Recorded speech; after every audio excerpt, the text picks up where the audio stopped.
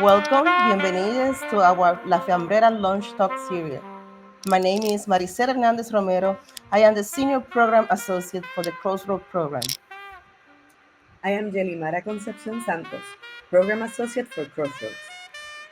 The Caribbean Cultural Center African Diaspora Institute, also known as CCCADI, has a rich and storied legacy in its determined commitment to championing cultural equity, racial justice, and social equality for Black and African descendant communities.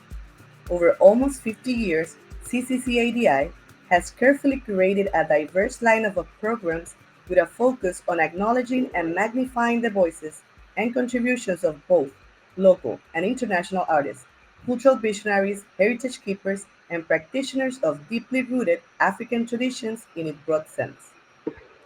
On behalf of CCCADI, I am honored to introduce to you the organization's latest initiative toward advancing its mission, Crossroad. Crossroad is intentionally tailored to address the more urgent needs of artists and cultural workers in the Caribbean region. Its primary focus is on promoting cultural sustainability, fostering innovation and self-reliance among artists and cultural workers in the Caribbean. Recognizing the rich tapestry of languages across the Caribbean and understanding that the region is deeply appreciated by many and unfortunately overlooked and disrupted by others. We are dedicated to overcoming those barriers and fostering collaboration, aiming to create a pan Caribbean network that celebrates and amplifies the diversity of voices in the region. We are thrilled to present La Fiambrera, a captivating launch talk series thoughtfully curated to explore a diverse range of topics, including, but not limited to, culture, identity, history, and social justice. Inspired by the rich Afro tradition of communal eating, La Fiambrera is more than just a series of conversation. It is a celebration of togetherness, belonging, and the nourishment of the body and soul. The metaphor of La Fiambrea symbolizes the support and necessary support to navigate our day and consequently to sustain our role as artists and cultural producers. La Fiambrera also signifies a building up of sustainable practice through the exchange of experience and advice among Caribbean artists and cultural producers. In that spirit, our each of our Fiambrera conversations is presented in a format that invites viewers to participate in the act of exchange and the act of communal eating, whether they are enjoying a meal alone or gathering with friends and family. This inaugural talk, moderated by ethnologist and professor at the University of Puerto Rico, Yvette Chiclana, will showcase artists Lavon Bell from USA Virgin Islands and Aisamar Antonia from Puerto Rico. They will delve into the acquisition of spaces in their artistic practice and role as cultural managers. The talk aims to offer other artists and cultural workers seeking secure spaces a clear vision of the process and potential strategies to navigate the system. Thank you for Thank you joining for us joining us y buen y buen provecho. provecho. Y muchísimas gracias por la invitación a moderar esta mesa de la fiambrera, extraordinaria metáfora de lo que es las historias de los afrodescendientes en la diáspora. Entonces, me gustaría poder decir que esta temática es sumamente importante porque destaca esos desplazamientos que hemos padecido desde el momento mismo en que fueron esas vidas arrebatadas de África. Una afrolideresa colombiana decía: acá nacimos, aquí crecimos, acá hemos conocido qué es el mundo. Y han construido desde un sentipensar, desde una noción de una racionalidad y una inteligencia que les ha permitido decir, pues este es el lugar en donde vamos a construir sustentablemente y a echar para adelante a la familia. Es precisamente esa idea de capas que lleva la fiambrera lo que nos lleva a admirar el trabajo de esas dos mujeres. Y antes de presentarlas, quisiera compartir con ustedes una foto de un hombre, de una imagen que me hablaba un hombre senegalés, y él decía: la mujer es el ombligo del mundo, la que nos conecta a la tierra y a la abundancia, La mujer nos sostiene el latido, nos levanta para que nuestro ritmo resuene hasta los confines del mundo. Y me dijo, ¿lo comprendes? Nosotros todos somos ese tambor que ella carga. Y para empezar de pleno, pues vamos a presentarles a las dos compañeras admiradas que han tenido ese proyecto del que hablaron las compañeras. La primera de ellas es Lavonne Bell. Lavonne es una artista de las Islas Vírgenes de los Estados Unidos que se destaca por su versatilidad en una variedad de medios, incluyendo dibujo, pintura, carpintería, cerámica, fotografía y video. Posee una maestría en Bellas Artes del Instituto Superior de Arte en La Habana, Cuba, así como una maestría y licenciatura en Bellas Artes de la Universidad de Columbia en Nueva York. Su estudio tiene su sede en las Islas Vírgenes. Lavonne Bell se dedica a hacer visible lo que ha sido olvidado a través de la exploración, la cultura material y la búsqueda de historias y conexiones ocultas. La artista crea narrativas a partir de fragmentos. Ha exhibido su obra en el Caribe, Estados Unidos y Europa, en instituciones destacadas como el Museo del Barrio en Nueva York, la Casa de las Américas en Cuba, el Museo de la Diáspora Africana en California y Kunsthaus Charlottenburg. Su arte forma parte de las colecciones permanentes del Museo Nacional de Fotografía y el Museo Bergensland, lo asesiné, en Dinamarca. Además, es co-creadora de I Am Queen Mary, un monumento que desafía la amnesia colonial danesa y al mismo tiempo conmemora los legados de resistencia del pueblo africano que fue llevado a las antiguas Indias occidentales danesas. Por otro lado, tenemos a Isamar Toña Rosario Romero, nacida en San Juan, Puerto Rico, quien abraza sus raíces negras y su pasión artística inspiradas en una estética afrocentrada y en el activismo antirracista. Sus obras reflejan su compromiso de celebrar la cultura negra y luchar contra los prejuicios raciales a través del arte. Sus obras han sido expuestas en galerías como la Galería Francisco Llera en la Universidad de Puerto Rico, recinto de Río Piedras, y el Museo Casa Escuté, entre otras. También ha encontrado un hogar en colecciones privadas alrededor de todo el mundo. Más allá de sus prácticas artísticas, Isamar tiene unos intereses que se extienden al desarrollo comunitario, los edificios históricos, la reconstrucción y la investigación de espacios abandonados. Estas pasiones la guiaron a colaborar con una organización comprometida a revitalizar propiedades deterioradas y convertirlas en activos para la comunidad. Su dedicación la llevó a asumir el rol de coordinadora regional, donde lidera diversas iniciativas y programas. Entonces vamos a conocerlas. Empezamos entonces con Lavonne. Bienvenida, Lavonne. Bueno, muchas gracias. Voy a decir que aunque hablo español, voy a fluir entre los dos idiomas. Muy bien. So, the project that I am presenting today is called The House That Freedom Built.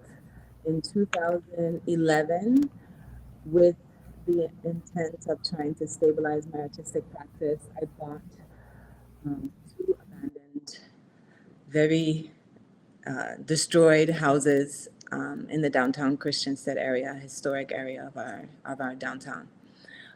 So I'd like to, as a way to introduce the project, I'd like to show a clip, the first maybe minute and a half of a short documentary, to just kind of give a sense of the space and also to give a sense, what you're seeing, the very first scene is me entering one of the houses for the first time because it was totally boarded up.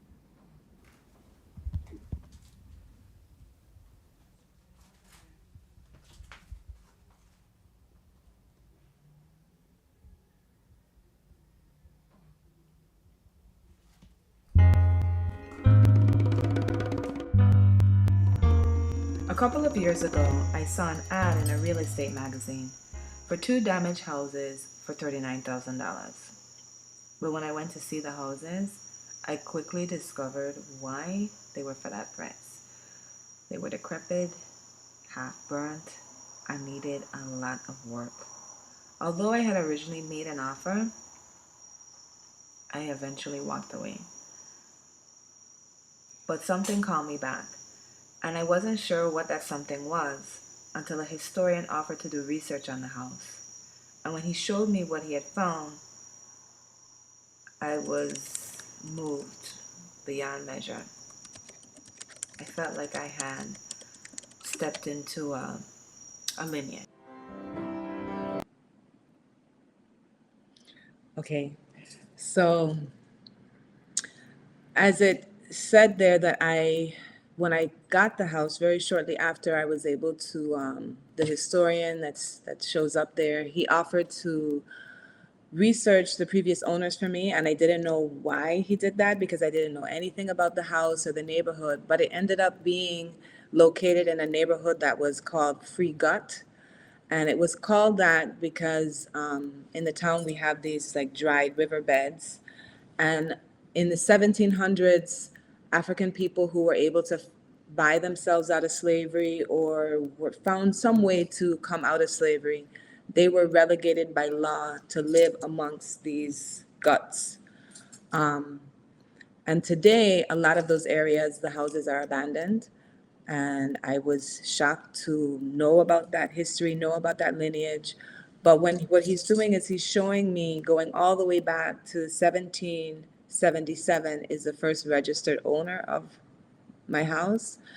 And I felt like I had stepped into a lineage. There were the first woman, her name was Elizabeth Gabriel. She was born on the western coast of today what's modern Benin.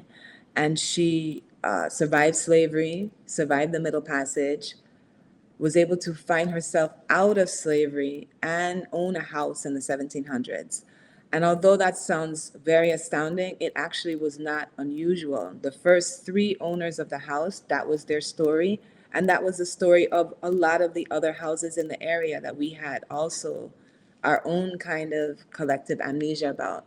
So after that, it made me, that knowing that knowledge made me see my houses differently. And so after that, I began a series of investigations to try to understand why did we forget this knowledge. I started talking to neighbors, trying to understand what the neighborhood was like before it became abandoned. And that process totally transformed my relationship between my artistic practice because I began to understand the relationship between a space and the narratives of that space, and also the materiality of the space because I had done a lot of the work myself, the caulking and the painting and the sanding. I started to make this connection between the histories that are embedded in objects and spaces, which has totally transformed my work as an artist. Entonces ahora pasamos a seguir viendo a estas mujeres sentipensantes poderosas con a Isamar Antonia Rosario Romero para que nos presente también su proyecto. Gracias por la invitación a formar parte de este hermoso proyecto de La Fiambrera. Yo estoy dirigiendo 2 proyectos actualmente. El que comencé inicialmente es Casa Borges. De ese proyecto que comencé oficialmente el 2 de julio de 2021. Curiosamente, al igual que Labón, yo no estaba 100% segura de que estaba adquiriendo cuando compré la propiedad ni toda la historia que estaba alrededor de la misma. Yo hice un compromiso de compra de esta propiedad después de un proceso traumático de intentos de iniciar un proyecto en otro municipio en unas condiciones totalmente diferentes. Entonces, en búsqueda de propiedades, estaba particularmente interesada en propiedades que estuvieran en áreas costeras, ¿verdad? Debido a parte de la situación que estamos ahora mismo sufriendo en Puerto Rico de procesos de gentrificación y desplazamiento, que pues son históricos, pero estamos ahora en otro proceso de desplazamiento. Entonces, en esa búsqueda que voy a ver otra propiedad, me encuentro con esta casa y me atreví a solicitar que me enviaran fotografías, porque en ese momento no tenía la oportunidad de verla por dentro, estaba trabajando en otras cosas, así que mi experiencia fue pedirle a la persona que era la dueña, mándame todas las fotografías que tú puedas, que ya iba a pasar un día a enseñar la propiedad a otra persona, y pues de ahí decidimos.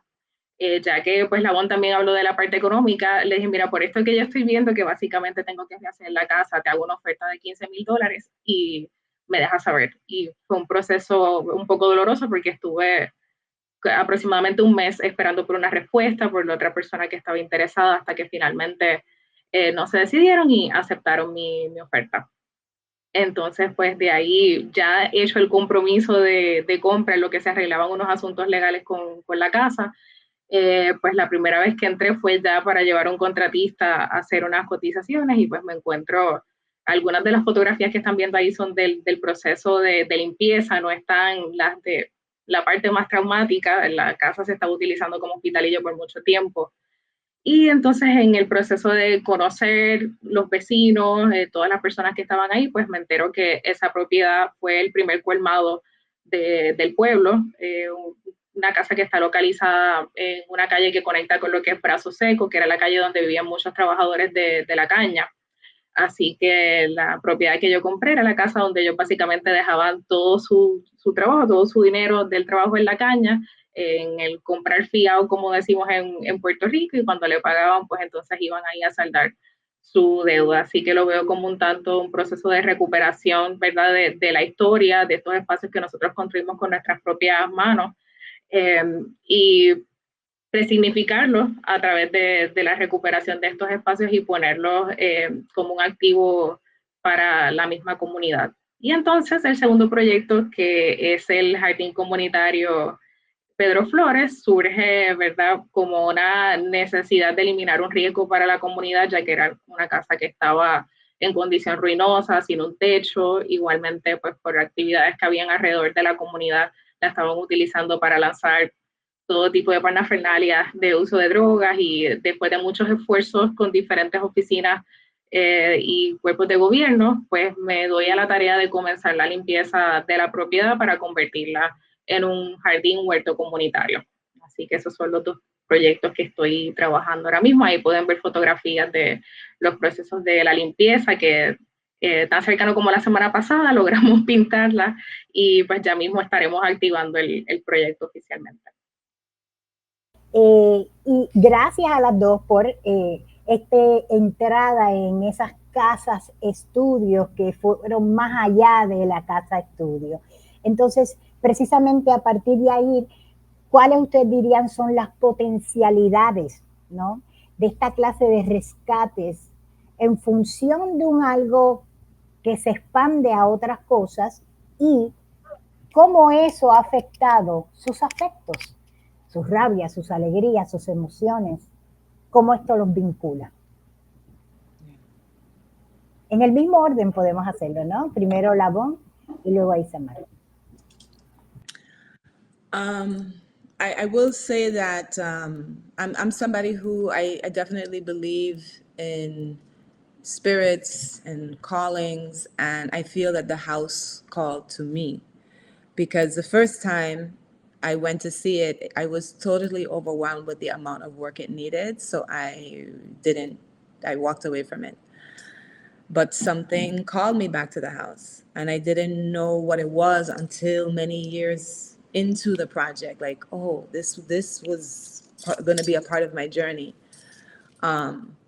But I think most people, when they go to the house, it's vibesy. It has a, I mean, for example, you know, a few years after, I learned that one of our most famous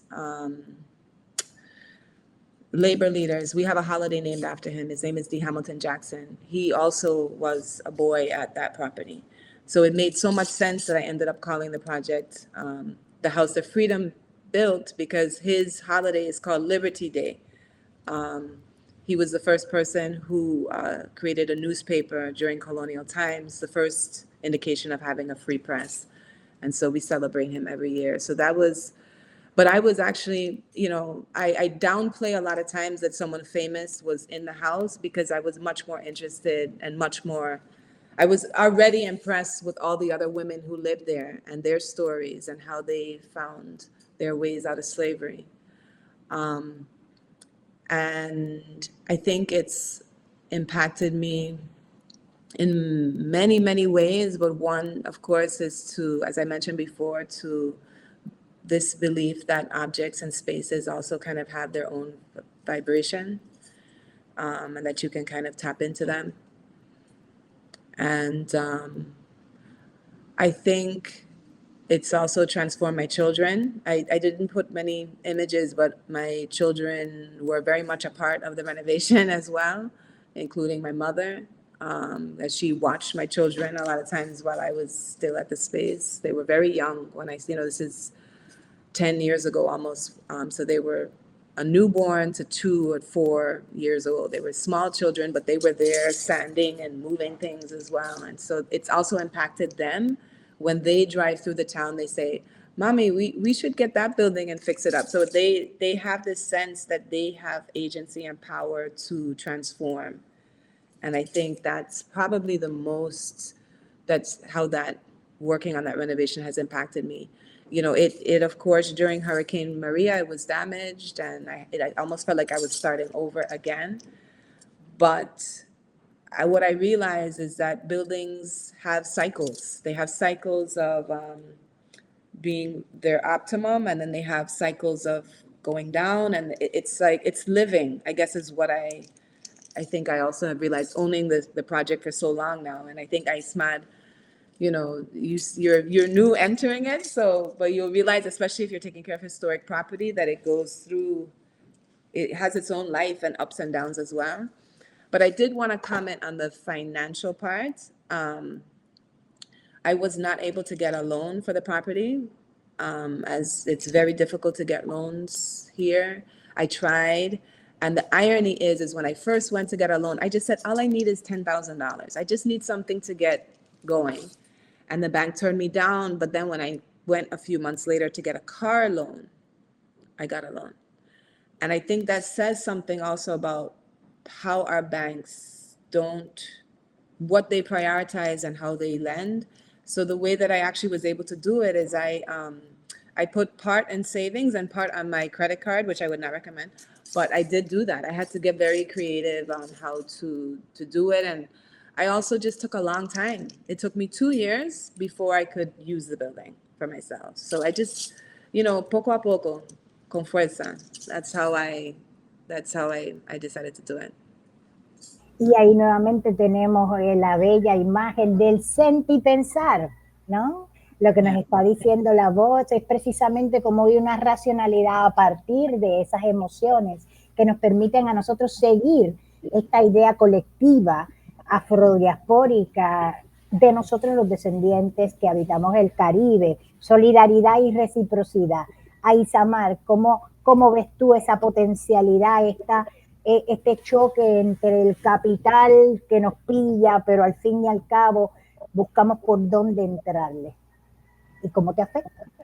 Sí, igualmente en mi caso, pues la propiedad para nada era una posibilidad que cualificara para algún tipo de asistencia financiera. Y eso es un tema que discuto mucho en mi día a día dentro del trabajo que hago cuando se habla sobre la disponibilidad de propiedades, especialmente para el asunto de vivienda. Y es que no hay casas, es que las casas no están disponibles para las personas. Muchas casas, especialmente en los cascos urbanos, ahora mismo los bancos tienen un montón de requisitos que no existían en los momentos en que estas propiedades son construidas. Y les cuento fuera de este tema que además de las propiedades, ¿verdad?, que estoy trabajando para estos asuntos comunitarios, estuve también en búsqueda de una propiedad para vivirla. Y me topo con un asunto que ya conocía, pero que me choca en la cara, intentando comprar una casa en el mismo pueblo, ignorando mis conocimientos sobre este asunto. Le hago caso a un realtor, intento comprar esta casa sabiendo que está pegada a la casa de al lado y que no cumple con las distancias de la acera y demás. Y ahí pues me choca con, no, el plot plan no pasó porque esta propiedad tiene lo que llamamos una construcción ilegal y no cumple con las distancias de la servidumbre de paso, así que puedes comprarla en efectivo o con un préstamo comercial, que obviamente no es lo que nadie está buscando para una propiedad que tú vas a vivir. Retomando ya lo de los proyectos, en el caso pues de Casa Borges, ahí pues contaba con un privilegio y es que yo llevaba muchos años trabajando en el mundo del arte y de ahí pues a veces en la compra y reventa uno puede adquirir piezas muy económicas que puedes revender y pues ahí logré hacer unos ahorritos que tenía reservados para un proyecto fuera ya de compra de alguna propiedad para desarrollar algo como esto o por lo menos rentar en algún espacio, que así fue como surgió Casa Borges, que tuve un negocio que no salió por la pandemia, hablando de cómo nos han afectado todas estas situaciones climáticas que nos hacen volver a levantarnos. Y gracias a la solidaridad de las personas que me estaban rentando este espacio, logré mantener mis ahorros y entonces empezar con la búsqueda de otro espacio y así es como doy con Casa Borges, que tuve que hacer la compra en efectivo. Igualmente para la asistencia, ya sea de programas fuera de financiamiento, pero de organizaciones, o programas que te puedan ayudar económicamente para hacer estos proyectos posibles, casi siempre tienes que estar como una organización sin fines de lucro, que es algo que en el momento pues no estoy considerando por diferentes razones. Eh, o ya quieren que tu proyecto esté avanzado, si es localizado en un lugar específico, pues que tus facilidades ya están operando y entonces sí, darte algún tipo de asistencia para lo operacional, pero no para arreglar el lugar como tal, que pues a mí me chocó un tanto porque lo difícil que como mujer es, ¿verdad?, alcanzar esa parte de ownership, pues te daría dinero, pero tal vez si la propiedad no es tuya, la tienes bajo una sin fines de lucro o algo, pues tal vez te pueda ayudar. Y entonces es como mantener eso que en el momento es bien importante. Ya quisiera yo que la titularidad fuera algo colectivo y todos tuviéramos ese derecho, pero dentro del capitalismo que vivimos, para mí eso de la titularidad es muy importante. Y entonces al no querer ponerme en riesgo, me echo toda la carga económica de trabajar el proyecto. Así que pues yo cubro con el resto de mis gastos y también lo del proyecto, ¿verdad? Y lo del jardín comunitario ha sido un proceso de ocupación a gente que le gusta decir que es recuperación, pero yo no tengo ningún tipo de problema en hablar sobre el término de ocupación después de una investigación bien larga, viendo cómo dar con los posibles dueños de la propiedad por Facebook, ¿verdad? Hablando un tanto de cómo podemos hacer estas cosas posibles, es que logro conectar con una persona que pues, aparentemente es coheredera. Después de muchas conversaciones intentamos hacer una sesión hereditaria, pero pues hay mucho desconocimiento sobre este tipo de procesos, así que confiando en la palabra, que la persona me dice, mira, mi familia no tiene ningún interés en hacer nada, yo tampoco, no tenemos el interés ni la capacidad, así que haz lo que tú quieras. Lo que ellos me estaban ofreciendo, puedes hacerlo por una marquesina, para la otra casa, lo que tú quieras, y le explico, mira, yo lo que quiero es hacer un proyecto comunitario. Así que ahí me doy a la tarea y la organización que sí se ha tirado de pecho conmigo en este proceso fue La Maraña, que fueron quienes dieron el dinero para la remoción de escombros inicial y pues ahora para otras cosas. Y esa casa viene de un proceso de mucho trauma, muchas desgracias. Hace unos meses atrás lanzaron un cuerpo de una vecina que fue asesinada. Así que uno se va levantando, ¿verdad?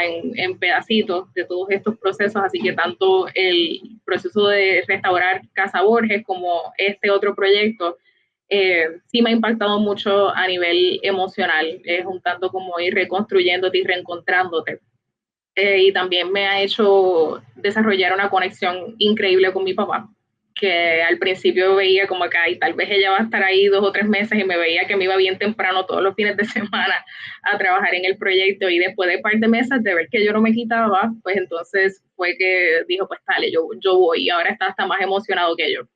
Pero sí ha desarrollado esas conexiones entre padre e hija, también jugar con el rol de qué es lo que él está esperando que haga una mujer, que tal vez pues él tenía unas metas de tener una hija bien delicada, que iba a trabajar en otras cosas, y entonces ha sido un poco retante también para él verme a mí trabajando en un proyecto, cortándome, cogiendo moretones, cantazos, así que ha sido bien retante en muchos aspectos, pero bien bonito, y me he reencontrado y me he encontrado cosas que no conocía de mí, cosas que me apasionaban a través de este proceso. Excelente. Y pues solamente para cerrar este bloque, me gustaría hacer énfasis en lo que ellas están señalando. ¿A quién se le concede potencialidad en este mundo? Sigue estando a raíz de los intereses del capital, de los intereses de aquellos que tienen todo el dinero del mundo. ¿Quién puede acceder? Es la historia también de nuestra afrodescendencia. ¿Por cuánto tiempo los afrodescendientes ocupamos un lugar por cientos de años, pero al no tener titularidad éramos desalojados a la fuerza, ¿no? La historia de las islas es la historia del desalojo en muchos sentidos, pero también de este azar que ustedes dos han señalado, de esta conexión familiar y extendida que permite la potencialidad, como los vecinos, los dueños de la casa que acaba de explicar a Isamar, pero también como la familia que acaba de explicar Lavonne. Como hasta el niño percibe, siente, piensa y se une al proyecto del saber hacer. Entonces, con esto pasamos al segundo bloque y ahí está vinculado las economías alternas, vamos a llamarle de esa manera, economías alternas y las representaciones marginales de nuestros afrodescendientes. Entonces me gustaría iniciar con algo que Isamar compartiera en las redes, que era una cita de Audre Lorde que decía, sin comunidad no hay liberación. Una poderosa cita que otra vez es parte de esta historia del desalojo y de las capas de esa fiambrera que estamos tratando de dar cuenta. Entonces les preguntaría a las dos, ¿cuáles han sido los mecanismos, las estrategias que ustedes han tenido que acudir más allá de las que ya señalaron para continuar con el desarrollo de sus proyectos y cómo estas alternativas pudo haber cambiado algo de lo que ustedes tenían inicialmente pensado, por primer lugar, y cómo eso se impacta con las pandemias y los huracanes? Lavonne. Okay. I think for me, as I mentioned, it was very surprising that I couldn't get any money from traditional ways. So I had to be creative in a way that I think it's a part of living in the Caribbean. It's a part of maybe the African diasporic experience. It's a reaction to systems that can be rigid and discriminatory, that you have to learn how to shift and maybe even do things in unexpected ways. Like I said, I figured out how I could pull out money from my credit card. I had a low interest at that time. I was able to make it work, as they say. I guess the reason why I had said, I wouldn't necessarily recommend that is because the ways that credit cards companies can also swallow you up. It's with the high interest rate. It's not always. It was kind of like a last resort, but sometimes that's what you need to do. As I said, I think if someone had told me in the beginning that I would have probably spent the amount of money I did, maybe I would have been afraid. But I also know, as a part of how Caribbean houses get made, is that it takes time. We don't always have a sense that a house has to be built in 6 months. Sometimes a house is built in 6 years. And so that element of time actually, I think, is also an alternative strategy, that you can do things in particular sections and find out how you can use this section by just, gathering enough money. Maybe it's $2,000, $4,000 to be able to do this, and then move on to the next section. That's kind of how I'm still working on the project. The other house is still not finished, and I'm in year 11. And I had to come to terms with that was okay, it's a valid way of moving through a space, that you take your time.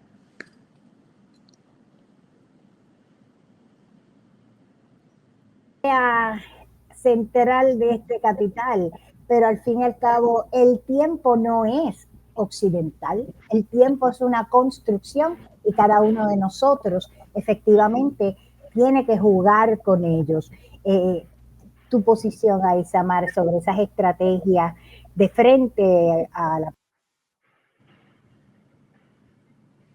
de frente a la pandemia, a los huracanes, pero también de frente a este capital que nos constriñe, sobre todo porque somos afrodescendientes. No tenemos el mismo poder adquisitivo. Creo que una de las cosas que más me ha ayudado, voy a empezar por lo positivo, es esa parte de la empatía y el sentido de comunidad, que tanto en el proyecto fallido que tuve como en los inicios de Casa Borges ha sido lo que lo ha mantenido de pie. En aquel caso, que era un amigo, ¿verdad?, muy querido artista, el rentarme un lugar a un precio de pescado a bombao en Viejo San Juan, que aunque no se dio, fue tanta la empatía, tanto de la oferta para darme el lugar, que era más bien casi un favor, como el ser empático cuando llega la pandemia. Y pues todos nos percatamos de que si yo sigo pagando la renta de un lugar que ni siquiera he podido terminar de montar, igual ustedes tampoco tienen la capacidad de poder alquilar el lugar, tener esa empatía de decir, ¿sabes qué? No me pagues nada hasta que entre, ¿verdad? Todos nos sentamos y decidimos decidimos qué es lo que vamos a hacer. Si vas a continuar con tu proyecto, hasta que pasaron un par de meses y decidimos como que mira, esto no va a funcionar, así que te entrego las llaves, te limpio el lugar y sigo por mi camino. Así que eso pues por lo menos me ayudó a conservar los ahorros que tenía, que a veces pienso que para la gente, ¿verdad?, que viene de una situación de precariedad, que no tienes unos privilegios, a veces tienes una oportunidad en la vida de poder tener unos ahorros y después de ahí no se repite. Así que a todo el mundo les recomiendo que esa vez que tú logras por alguna razón fuera de lo común tener unos ahorros, trata de sacarle el mayor provecho que puedas en ese momento. Así que para mí fue como que, mira, pues yo voy a conservar esto hasta...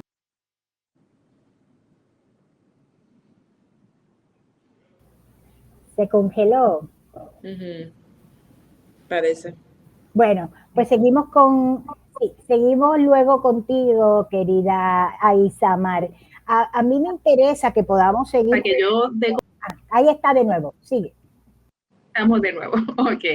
Pues entonces en Casa Borges, igual no tenía un préstamo ni nada que me diera una seguridad para hacer, ¿verdad?, una agenda de tiempo y decir, mira, me voy a tardar un año en este proyecto. Así que yo soy bien paciente y eso siempre me ayuda. Es la pregunta más constante que hace la gente: ¿cuándo vas a terminar el proyecto? Pues no sé, no sé cuándo voy a terminar el proyecto, cuando Dios quiera, como le gusta decir a ustedes. Así que ha sido esa parte de fregar tanto con esa pregunta, que la gente tiene unas expectativas, yo creo que hasta más altas que las que yo tengo sobre el proyecto. Así que ha sido más sobre manejar las expectativas que tiene la gente que está siguiendo el proyecto, más que las mías. Yo tengo que ir trabajando con, igual que la BOM, presupuesto poco a poco, trabajando por proyectos. Y sobre la parte de la empatía, igual, personas que se topan con que les estoy llamando para dar un servicio, a hacer algún tipo de trabajo, y se dan cuenta de qué es el proyecto, porque no voy buscando caridad tampoco. Y a veces surge orgánico que la gente dice, caramba, pero si me hubieses dicho qué es esto, no, pues yo no te voy a cobrar lo que le cobraría a otra persona. Así que ha sido no de recibir servicios voluntarios, pero sí por la empatía de la gente, de dar servicios que cuando ves lo que te están cobrando, pues casi es voluntario. Y eso ha sido lo que me ha mantenido en ese track, que el proyecto, ¿verdad?, ha ido corriendo bastante bien, comparando con que a veces gente con un montón de presupuestos se tardan 3 años, con un montón de contratistas de las mejores compañías. Así que me ha mantenido en una perspectiva saludable sobre cuánto tiempo uno se puede demorar trabajando un proyecto. Sí, a mí me entusiasma sobre todo porque el tiempo es uno de mis temas favoritos. Y yo creo que tiene que ver precisamente con la expectativa de lo que tenemos que hacer en función de un orden simbólico u otro que no es afrodescendiente. O sea, el tiempo no solamente es la división de los segundos y de los minutos. El tiempo es un tiempo espiritual. Es un tiempo sensorial, es un tiempo de reconocer y salir del evento y de la fecha para entender el proceso, para entender las relaciones. Y te voy a interrumpir con eso de los procesos, porque la gente piensa que no nos podemos disfrutar los procesos. A la gente le cuesta creer que yo me disfruto ir allí a embarrarme de cemento. Y esa ha sido la situación, que yo me estoy disfrutando los procesos, tanto de la casa como del jardín comunitario. Me disfruto lo que estoy haciendo, así que tome 3, 4, 5 años. Para mí ya yo logré una gran parte de lo que quería. Cuando ya se culmine y tengamos los bombos y patillos y qué sé yo de abrir el proyecto, pues chévere, pero para mí ya yo logré algo. Ya yo estoy ahí, estoy trabajando y me estoy disfrutando el proceso. Yeah. Es el punto. Y Lavonne, ¿cómo tú te sientes de frente a ese proceso? I had to learn so many things. So for example, because my house is a historic house, it follows historic preservation laws. And I tried to save so much of the house, and I was unsuccessful. I tried to save the floors because, you know, the quality of the materials in the 1800s are much better than the quality of the materials you get at Home Depot or now. So it's to your benefit to try to save them.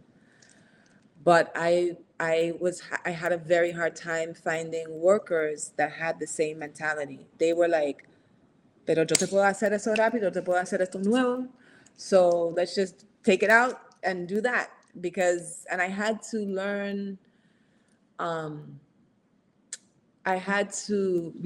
to straddle those two ideas. And I remember when I had to eventually decide to take out the floors, that I was crying. And I remember my daughter asking me, pero mami, it's like, you're crying for wood? You know, it was, and then it kind of hit me, like, it isn't so much about the wood, it was more about like what I was trying to preserve, but I also had to learn to be flexible because, so for example, I had to get rid of it because the cost of the labor to restore it, I didn't have. So I did have, and sometimes when you're balancing, you know, you have to kind of, there are many things and that you have to balance in that process. And I had to learn how to situate myself onto what I could actually do. And ultimately I had to realize that I thought, did a woman in the 1800s cry because she had to preserve a piece of wood? You know, it's like, I had to remember I am a steward of these homes and they're to be used. And it isn't so much about like trying to keep some piece of wood. I mean, those are some of the things that I learned in the process. And I think I also, I think, as I said before, I also really learned, like, it's okay to take your time. I think that's the most important thing, you know, because a lot of people have this idea that everything has to be perfect and it has to be done in a certain amount of time. And I learned that the process of being a steward, I like that word, like someone who's kind of just steering the next iteration of the house for someone else eventually when I'm gone. I think that helped me to not be so rigid with time, materials, how it should look, etc. Because ultimately these spaces are for us to be able to use them and commune with not just the space, but the history of the space, the people were that in the space. So that I learned that in that process. El proceso como camino de aprendizaje. Me encanta. Yeah. Me encanta, gracias. Y yo creo que eso también lo experimentó ahí Isamar con la decisión sobre los pisos y las losetas y los bastones esos del balcón, ¿no? Para mí, por lo menos, como gran parte de la construcción de la casa ya está en cemento, pues, aunque la casa es de 1918, me cuentan, ver la historia oral, que para los 40, igual que muchas otras propiedades en Puerto Rico, pues fueron cambiando, por ejemplo, algunas de las paredes del balcón, que inicialmente eran en madera, las fueron cambiando, pues pude conservar elementos. La madera, pues igualmente, en el interior, pues realmente ya se había convertido en tierra. Ya por ahí tengo un video en mis redes sociales levantando uno de los tablones y lo que salía era una tierra que se veía preciosa para sembrar.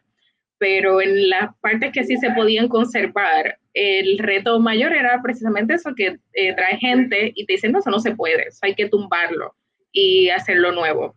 Y entonces mi mayor truco fue, tú dices que no se puede, no te preocupes, muchas gracias, yo empiezo a hacerlo. Y como muchas veces la persona todavía está trabajando en el proyecto, te ve haciéndolo.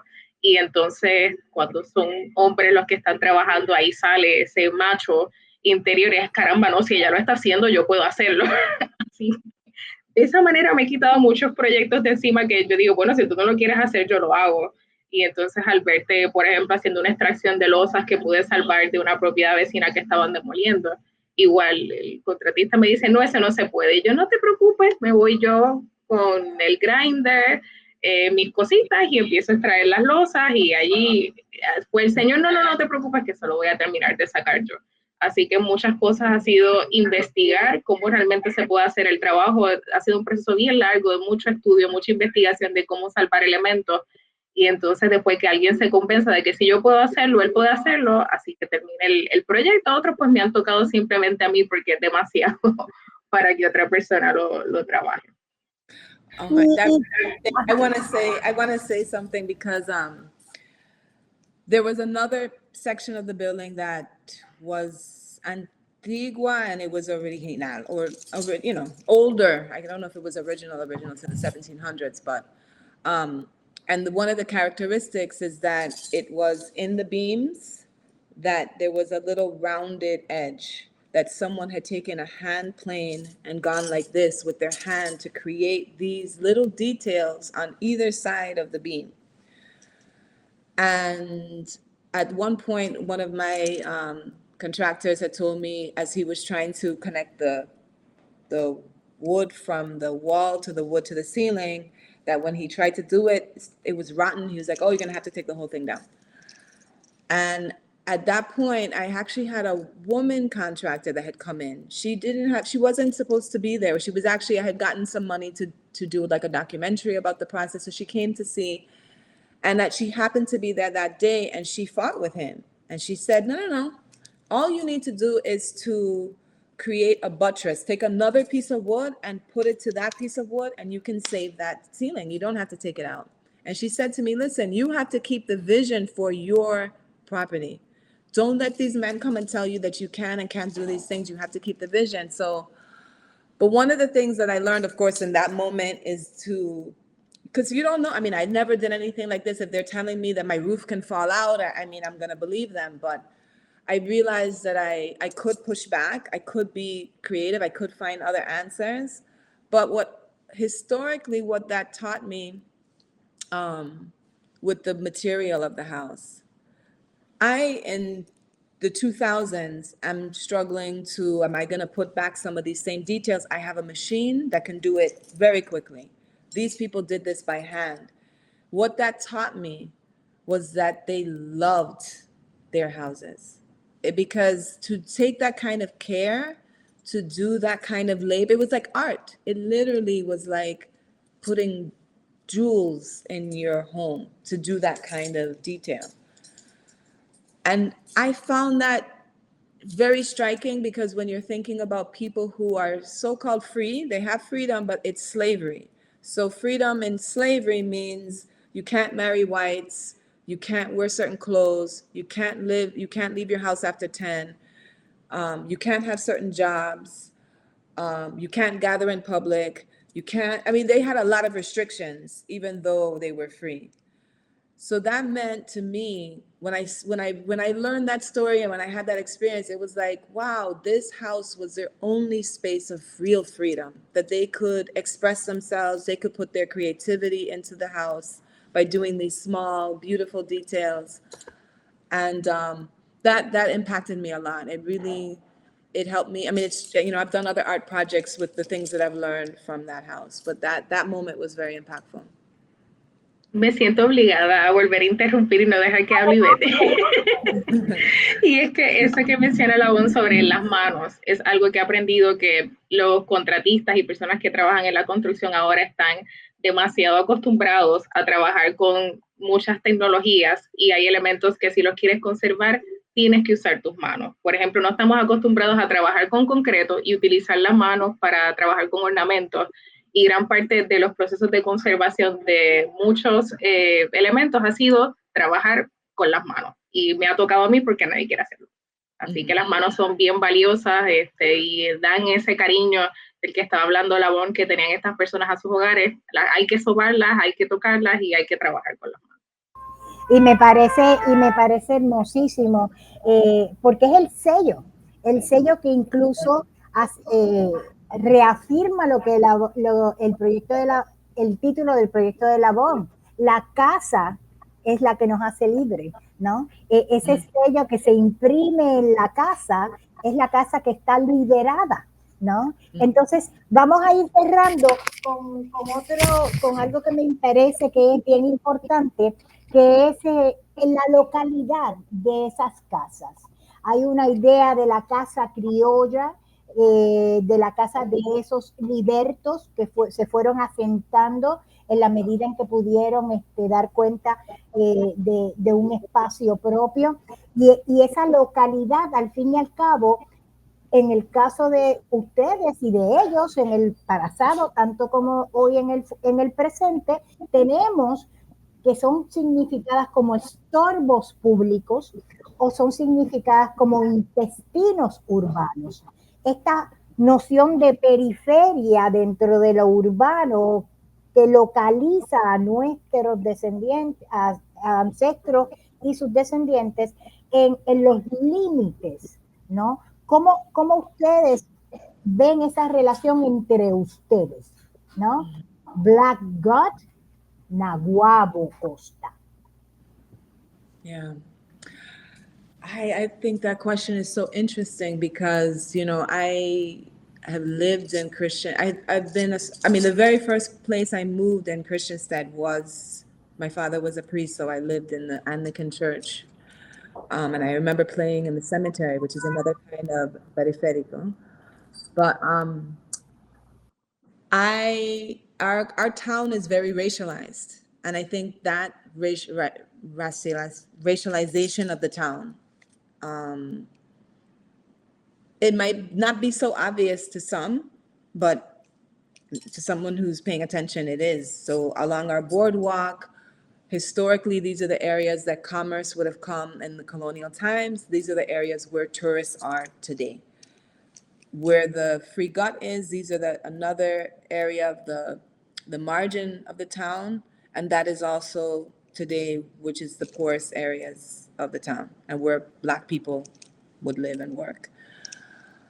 And I think, even when I was doing the research of the architecture of the town, there was an attempt to control Black architecture and spaces, because when Black people first started coming into the town, they created homes like the homes in West Africa that had thatch roof made of trees and things, and that was taken out or made illegal, not just because of the risk of fire, because wood has a similar risk of fire. It was also to take out the Blackness from the town, or what was considered African, I guess, from the town.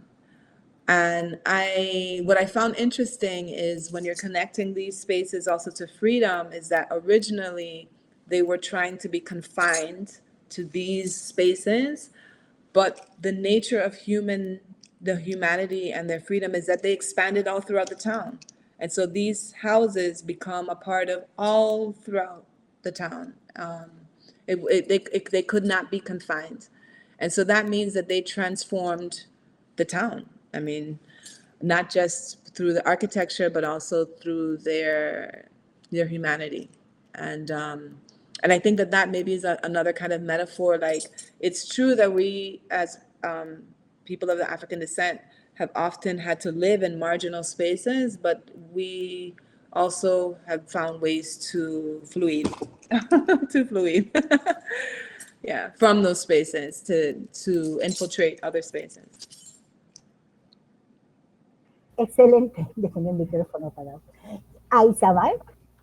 De Nahuabo, tengo que decir que el trabajo de conservación de la mayoría de estas casas, en especial como la pequeñita que tenemos acá, que es ahora el espacio del jardín comunitario, que inicialmente eran estructuras en madera, el esfuerzo de conservación de ese tipo de propiedades ha sido cero.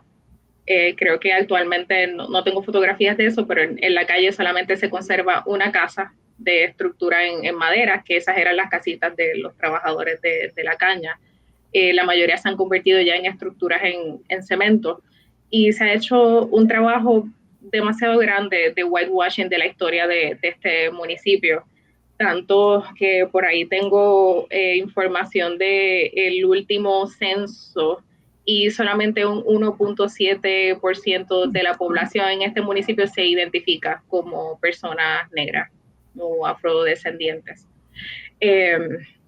Así que nada, no se ha hecho ningún tipo de esfuerzo por la conservación ni de las edificaciones ni de la historia, que viene una cosa atada con la otra. Sí, y entonces a mí me parece que esta localidad, esta manera de establecernos en solo un espacio, es una lógica occidental de segregación que, como dijo Lavón, rompe con la humanidad. Y esa es la parte que yo destaco tan importante de ustedes, porque están construyendo una casa estudio que ella misma se ha extendido. Aquí estamos compartiendo entre nosotras Puerto Rico, Santa Cruz, Nahuabo, estamos todas aquí expandiendo esa mirada, expandiendo esa realidad de que nos han querido contener, pero no se puede contener la vida. No se puede contener eso que nos hace. Hay gente donde quiera que va a aceptar los reglamentos expuestos y siempre va a haber gente que los va a retar. Y entonces yo les agradezco extraordinariamente su labor, sus proyectos artísticos, pero sobre todo estas historias compartidas en la fiambrera en el día de hoy. Nos permiten a nosotros y a los que nos están escuchando donde quiera que estén, de pensar en la potencialidad del quehacer sentipensante. La fiambrera, todas esas capas que nos permiten a nosotros dar cuenta de lo que es la vida en el Caribe y de toda la potencialidad hermosa de lo que se puede hacer. Entonces, muchísimas gracias. Si quieren hacer un retiro, una despedida de nuestros oyentes, adelante. Yo solamente quiero añadir que no se dejen convencer de nadie que les diga que no es posible y que no vale la pena. Que a través del proceso siempre aparecen personas dispuestas a dar la mano. Y lo que toma, creo que es ese valor inicial de tener esta idea y poner todo tu esfuerzo, eso que nadie les diga que no se puede. Muy bien. La voz. Second. Yes, I mean, I think that, you know, again, thinking about part of the purpose of this is to kind of give other artists and creatives ideas on how to secure spaces, is that what you start with, you may not end with. I mean, so to also have that kind of openness that whatever space that you do decide to maybe try to figure out how to buy it or use it in some way, that it can take you on a journey that is totally unexpected, and to embrace that process. Excelente. So, gracias. Gracias, gracias, gracias. Solidaridad, reciprocidad, esfuerzo y compromiso. Muchísimas gracias. Buenas tardes.